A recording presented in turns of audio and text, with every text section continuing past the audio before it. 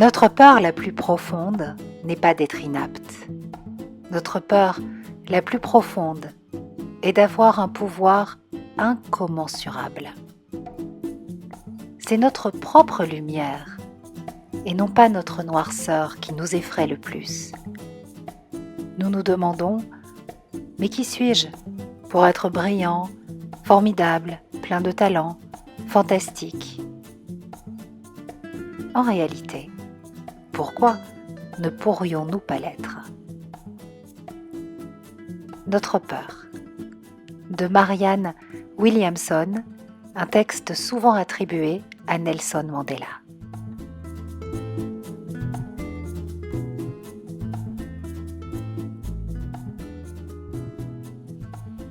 Bonjour à tous, bonjour à toutes, bienvenue sur Astroéthique et bienvenue dans votre vidéo sur le temps lumineux du lion.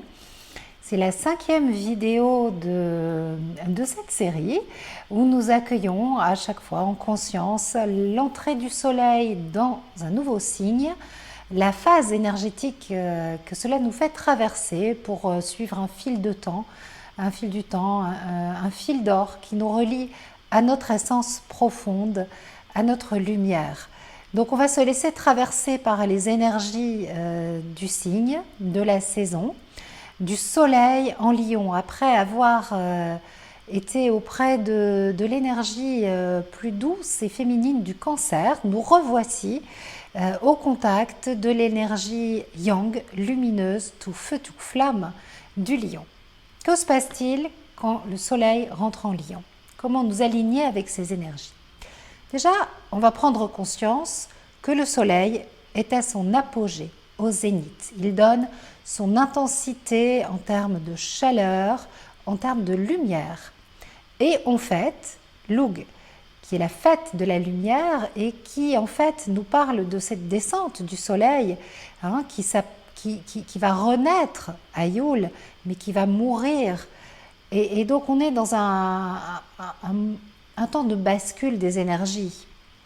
Pour les anciens, on bascule déjà dans l'automne, alors que c'est le plein été, parce qu'il y a cette notion de lente descente, en fait, et de basculement vers des énergies yin. Mais ce qui est à vivre et à célébrer et à ressentir, c'est cet apogée solaire. Voilà ce que le temps du lion nous propose d'exploiter, de vivre, de ressentir. De vraiment ouvrir notre plexus solaire et oser rayonner et nous autoriser à rayonner et nous autoriser à être des êtres lumineux. Comme dans le petit texte que je vous ai lu, la jolie et merveilleuse citation que je vous ai lue en amont de cette vidéo.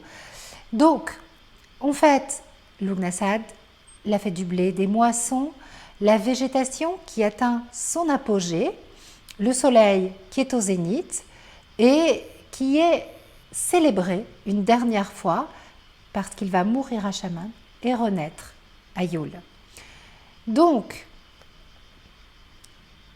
ce que nous avons planté comme graines au moment du printemps, on va le récolter. Et on va récolter les plus beaux fruits.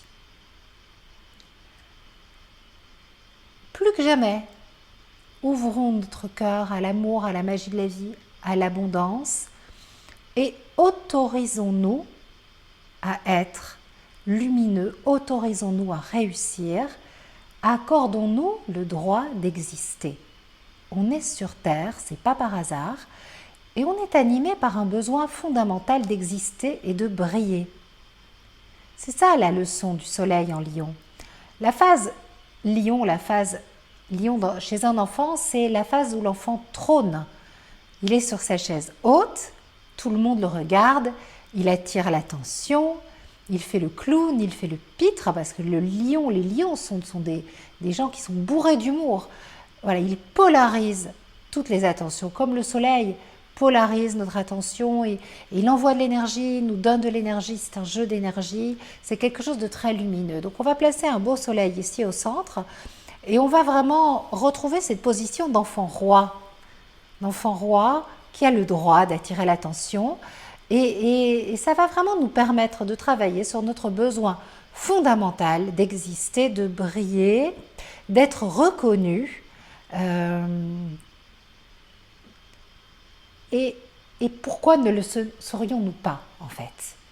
Donc ça nous fait beaucoup travailler sur le narcissisme primaire, la blessure narcissique, la valeur, le droit d'exister, oser réussir. Il y a tout un travail profond à faire à ce niveau-là. Bien sûr, on vous le propose dans l'astro-coaching avec Valérie et on va déjà, on a développé vraiment un astro-coaching très précis autour de ce temps du lion en 3 vidéos, avec une première vidéo où on vous développe toute une partie de bien comprendre la différence entre identité et personnalité pour définir sa personnalité, savoir qui l'on est, oser affirmer sa personnalité, mais encore faut-il la connaître, la reconnaître. Ensuite, une vidéo où on va aller chercher quelque chose qui n'est pas évident, mais qui est très important, oser déplaire. Le lion, il veut plaire à tout prix. Le lion, c'est vraiment l'énergie du narcissisme, c'est la séduction, c'est dites-moi que je suis beau, dites-moi que je suis belle, que j'existe. Il est plein de panache, il en fait des tonnes pour être aimé et accepté. Et il veut surtout pas déplaire. Donc finalement, il existe beaucoup dans le regard de l'autre. Et ce regard devient une réalité qui n'est pas la sienne. Donc il faut tourner ce miroir extérieur vers soi, vers l'intérieur, aller contacter son identité profonde, son être véritable, son être soi, pour briller de sa vraie lumière. Et donc pour ça, oser déplaire. Donc on vous propose tout un travail de coaching très précis, très pointu, pour briller de cette propre lumière. Et ensuite un 3e axe de développement dans une 3e vidéo, où là on va repérer les comportements pervers et on va notamment parler de perversion narcissique, mais surtout parler de nos comportements pervers, là où nous pouvons l'être, là où l'autre l'est, et là où des fois nous faisons des erreurs et où c'est intéressant de corriger. Donc un coaching vraiment autour de ce temps du lion qui est complètement développé en 3 axes avec voilà, bien sûr un moonboard, un yoga proposé par Karine qui vous propose de travailler sur une posture de yoga, un asana qui va vraiment vous permettre de déployer cette confiance maximum. C'est vraiment bien foutu, avec à chaque fois une belle explication. Enfin bon, tout ça vous le retrouvez sur Astroéthique. J'en ai parlé tout de suite, mais bon voilà, c'est fait. L'astro-coaching du lion, il vous permet de placer un beau soleil ici, de vous affirmer, d'expliquer, non pas d'expliquer, de vivre pleinement votre différence, votre identité profonde, de l'assumer, d'avoir confiance en vous. Donc, ce temps du lion, on y revient. Alors, le signe du lion, il dit j'aime. Il a besoin d'amour, il a besoin de chaleur, il a besoin de sentiments pour se sentir porté par la confiance, pour rayonner. Vous voyez, tout tourne autour de ça. Nous sommes des êtres de lien, nous sommes des êtres d'amour. Sans amour, on n'est rien. L'amour, c'est une énergie qui vibre.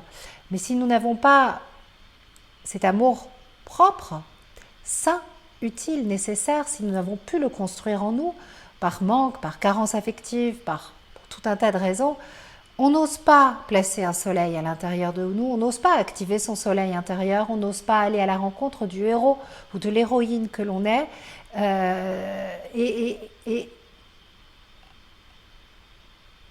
projeter à l'extérieur. On est un lion à crinière mouillée et pas un lion à crinière sèche, resplendissante et flamboyante.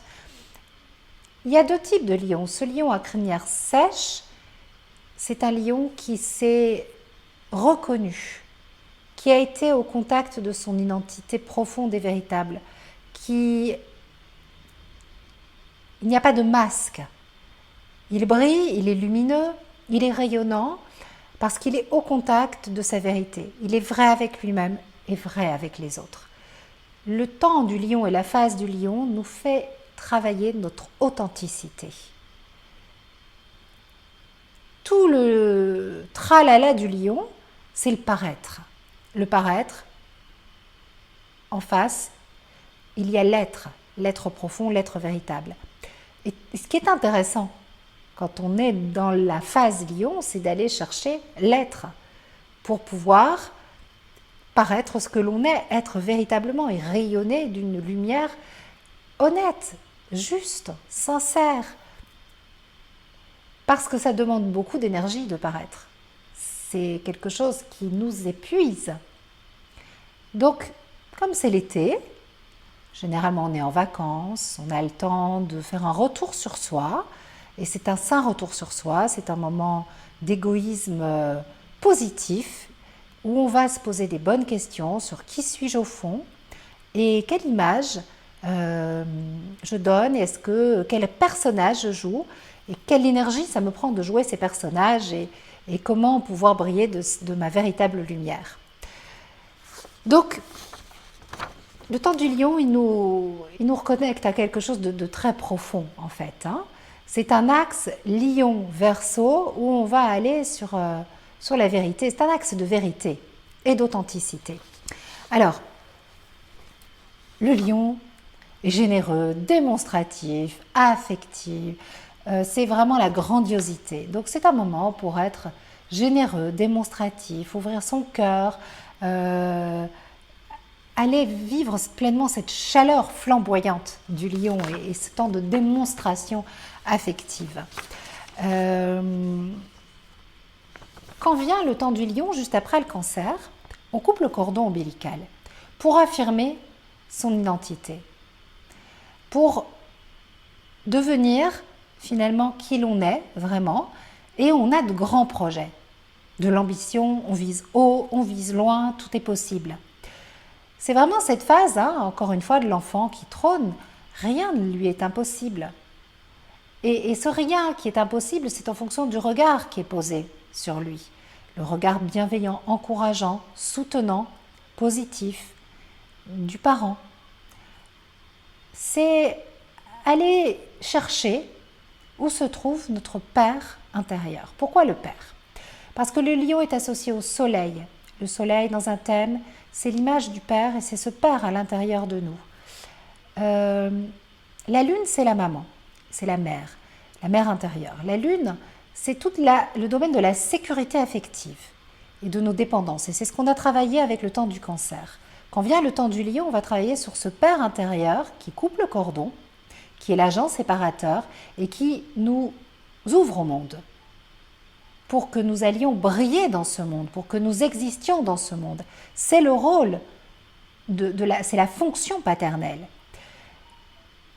Et c'est aussi la fonction du soleil, c'est-à-dire ce stade du miroir, de je te regarde avec amour, avec bienveillance, avec encouragement. Donc si cette phase a été délicate, si vous ne portez pas à l'intérieur de vous un père intérieur, un héros positif qui vous a permis finalement d'avoir confiance en vous et d'exploiter pleinement votre lumière et d'y aller, quoi, en fait, hein, voilà, d'être vraiment plein de panache, d'assurance, de confiance en vous, ben,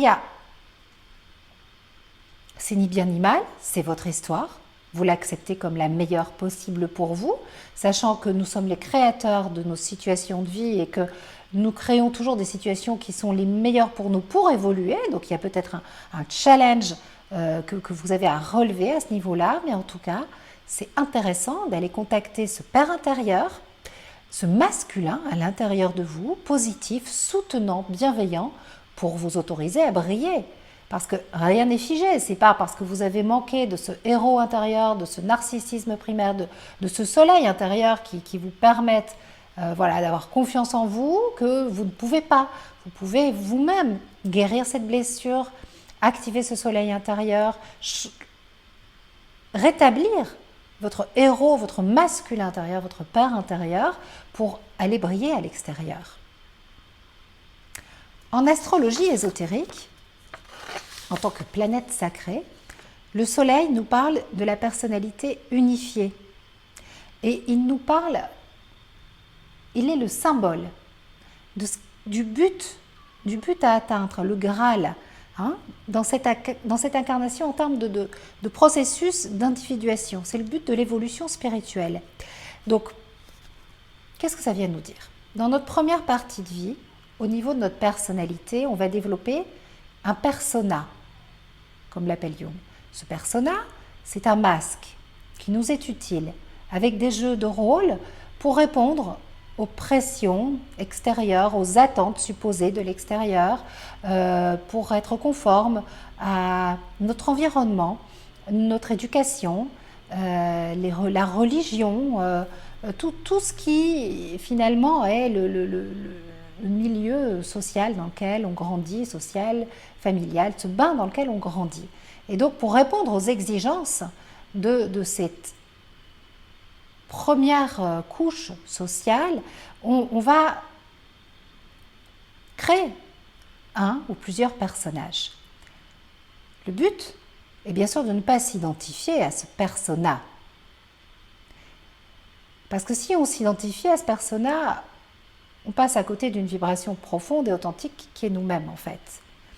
Et tout travail de cheminant spirituel est de parvenir à unifier notre personnalité, d'aller à la rencontre de toutes ces facettes de nous-mêmes, de les apprécier, d'aller à la rencontre de nos ombres, de nos lumières, pour briller tel un diamant brut, en acceptant nos facettes d'ombre et nos facettes de lumière, et en étant vraiment au contact de l'être profond, des personnages, d'accepter qu'on a eu besoin de jouer ces personnages, reconnaître le rôle qu'ils ont eu dans notre vie, qu'ils ont encore, là où ils sont utiles, ne pas être piégé par ces personnages, ne pas devenir nos propres bourreaux, ne pas les laisser nous tyranniser, juste oser sa vérité profonde, en fait. Enlever le masque. C'est tout le travail du soleil sur le plan ésotérique et spirituel, pour briller de notre éclatante, notre lumière la plus pure et la plus éclatante. Moi, je trouve que ce temps du lion, c'est souvent un moment de ressourcement intégral et complet. Peut-être parce que c'est un moment où on recharge ses batteries spirituelles avant de réattaquer le rythme de la rentrée, que c'est un signe fixe, dense, donc qui nous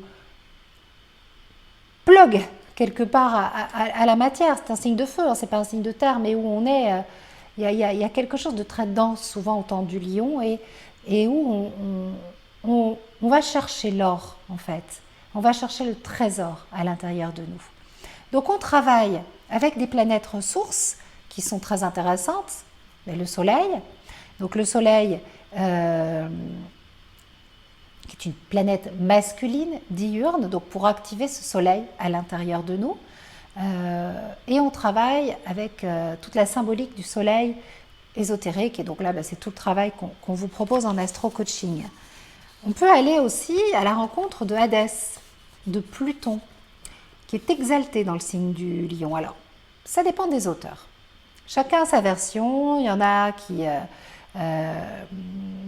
n'ont pas mis d'exaltation dans le signe du lion. Pour ma part, j'ai vraiment trouvé intéressant de retenir l'exaltation de Pluton pour aller chercher son énergie. Pourquoi ? Déjà, Pluton, on le rencontre quand le soleil meurt à Chamène, au moment du Scorpion. Donc pour moi, il y avait déjà un parallèle à faire. Et puis, comme je vous l'ai dit au début, on travaille sur une véritable lumière authentique, profonde. Et tous les mots que j'emploie, c'est des mots du Scorpion, de vérité, presque de purification en fait, hein, où on va à la rencontre de l'être essentiel et on va affronter ses ombres. Pluton, c'est le dieu des ténèbres, c'est le seigneur des profondeurs.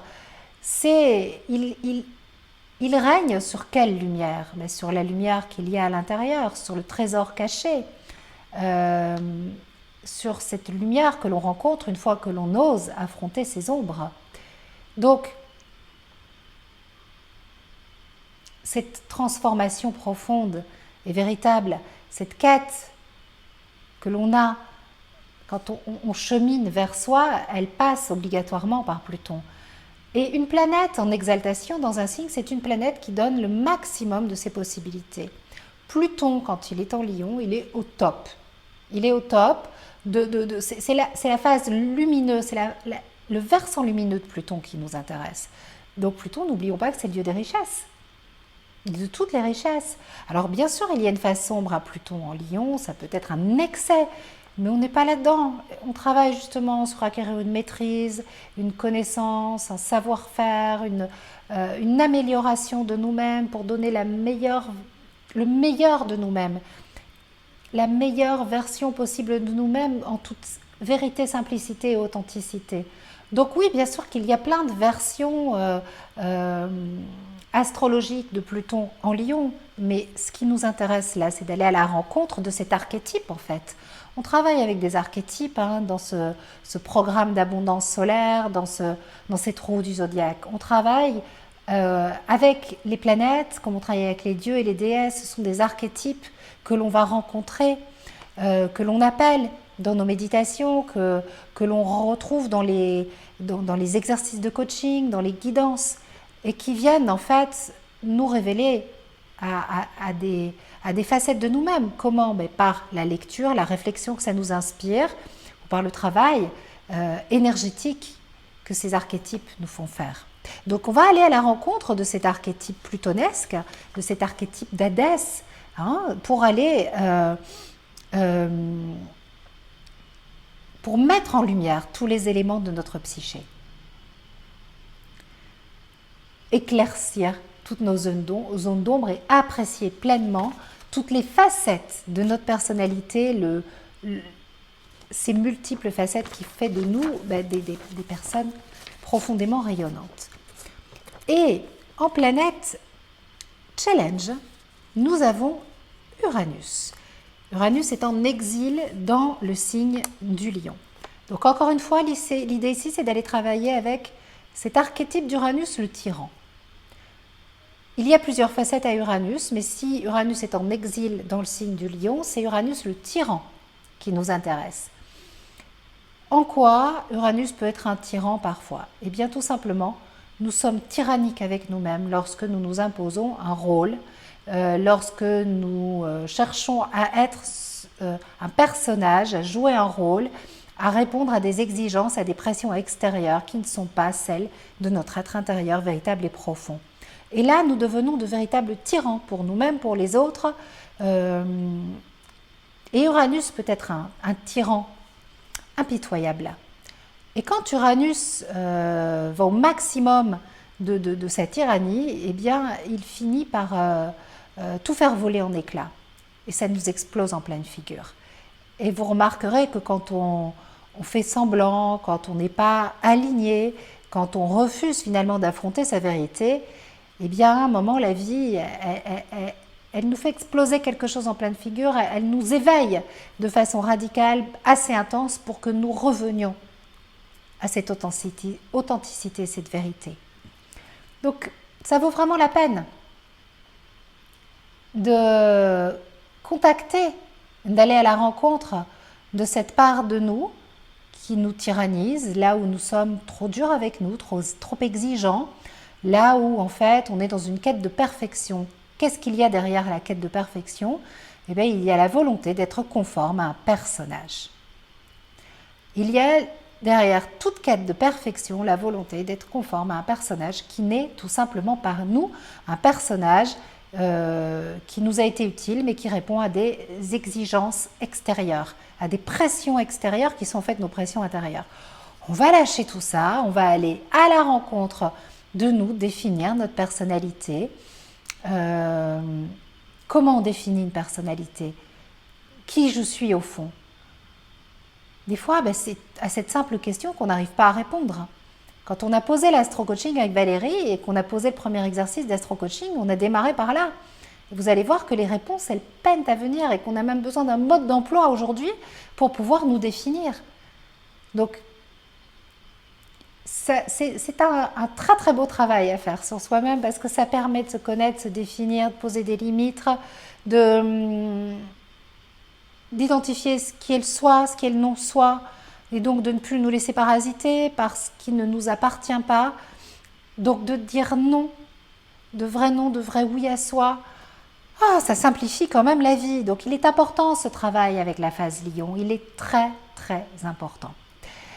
Donc je vous invite à aller le découvrir sur Astroéthique, à télécharger les 3 vidéos, enfin vous avez accès aux 3 vidéos, à télécharger le cahier de yoga que Karine, qui est professeure de yoga, magnifique énergie, diplômée d'une fabuleuse école à Londres, voilà, nous transmet avec beaucoup d'amour et de générosité. Il y a une méditation, il y a l'explication vraiment de la vibration de cette posture, de cet asana. C'est très complet. Vous avez le moonboard écrit avec Émilie, enfin avec amour par Émilie, et qui voilà, vous permet de traverser les 12 phases solilunaires de ce temps du lion, de vibrer avec la lune et le soleil, de poser vos intentions au bon moment, de comprendre les enjeux de la pleine lune. Voilà, ça c'est le moonboard qui vous accompagne tous les 2 jours, les phases lunaires.